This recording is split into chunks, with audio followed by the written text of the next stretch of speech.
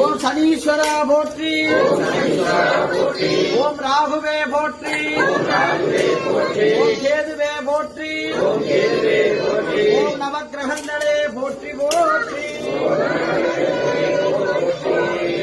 ஏழரை சனி, குங்குச்சனி, மங்குச்சனி, பாதச்சனி, விரயச்சனி, அஷ்டமச்சனி, அர்த்தாஷ்டமச்சனி, ஜன்மச்சனி, கண்டகச்சனி, விரயச்சனி, பஞ்சமச்சனி, சகல சனிக்கிரக தோஷ நிவர்த்தீகர சித்தத்தோ ஓம் சம்